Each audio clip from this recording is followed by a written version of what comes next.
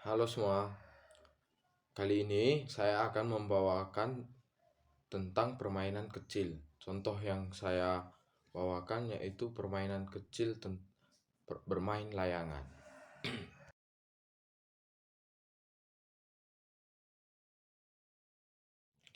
Kita semua rata-rata bermain layangan pada saat kita masih kecil.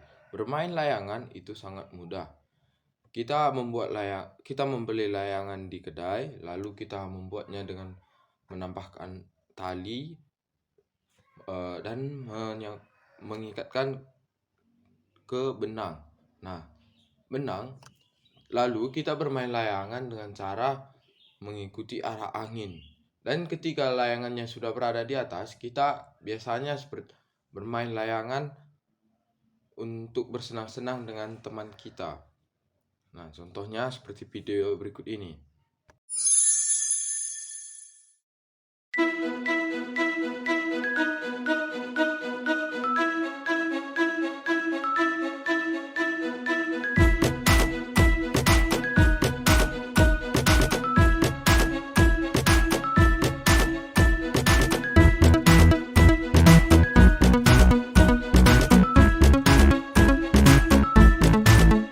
Ku ambil buluh sebatang, ku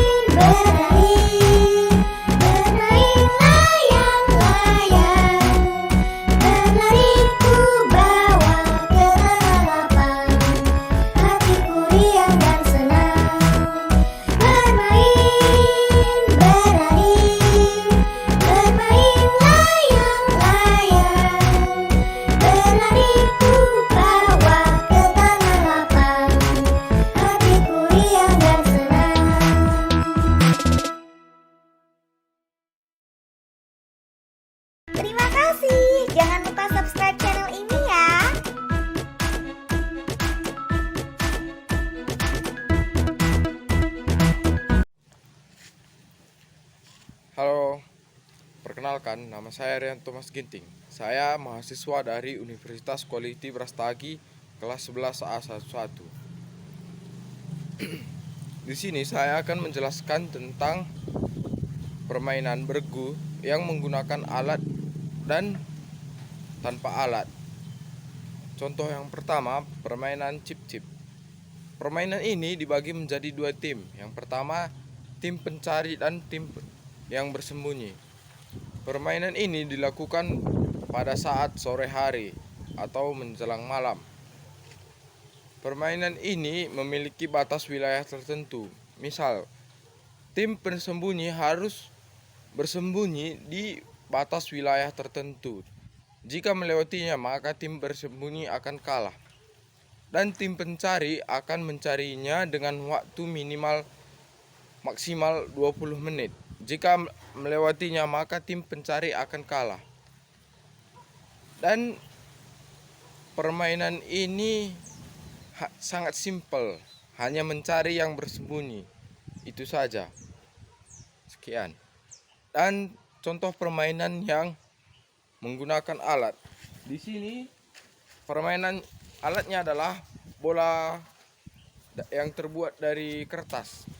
Permainan ini sama seperti permainan futsal yang aturannya sama dan bedanya cuma jumlah orangnya. Jumlah orangnya bisa 3 lawan 3, 4 lawan 4, 5 lawan 5, 6 lawan 6, bebas. Dan permainan ini sering dulu saya mainkan saat saya kecil dan tidak memiliki bola dan saya menggembari sepak bola. Sekian dari saya, terima kasih.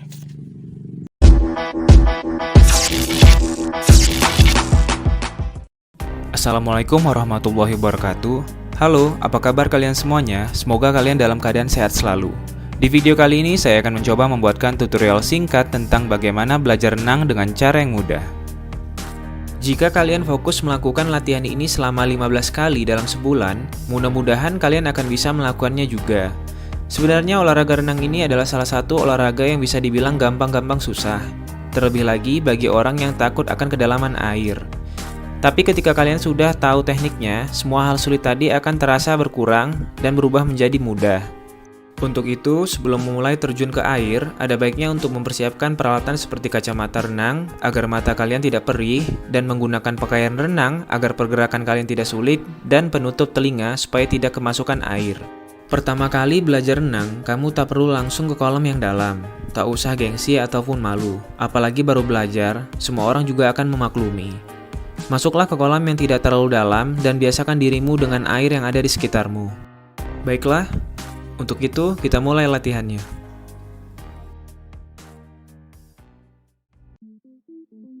Melatih pernafasan. Melatih pernafasan adalah salah satu cara untuk kita mendapatkan ketenangan sebelum memulai pergerakan renang. Jika di darat, kita terbiasa mengambil nafas dari hidung, hal itu tidak boleh dilakukan di dalam air. Ketika di air, kita harus membiasakan diri mengambil nafas dari mulut, lalu membuangnya di dalam air dengan menggunakan hidung. Lakukan ini secara perlahan lebih kurang sebanyak 15 kali, atau sampai kamu benar-benar terbiasa. Hal ini dilakukan agar kita terhindar dari terhirupnya air dari hidung. Kamu juga bisa melakukan ini sambil memegang tepi kolam. Selanjutnya kita berlatih gerakan tangan. Pastikan gerakan tangan tidak terlalu kaku dan fokuskan pada satu titik.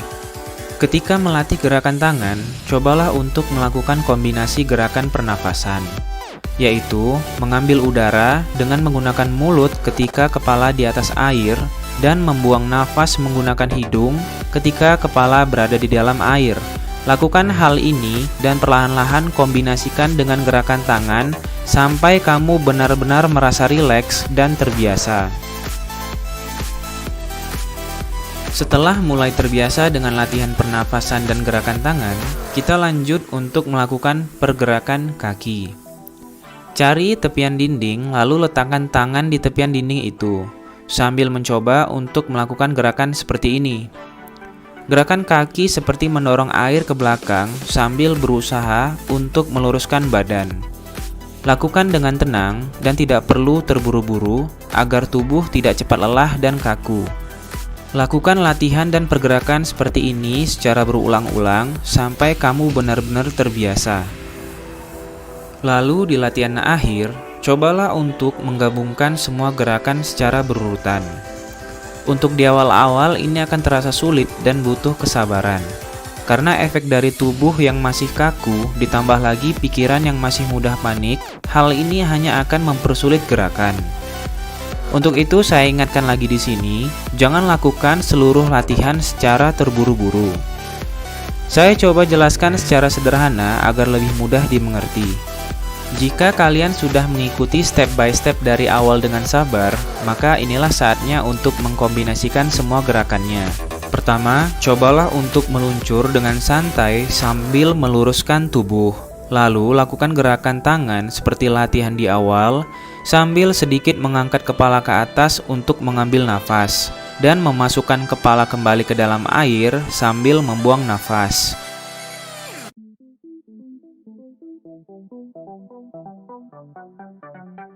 Diikuti dengan ayunan kaki yang mendorong air sehingga badan meluncur ke arah depan. Lakukan hal ini dengan tenang dan tidak usah terburu-buru.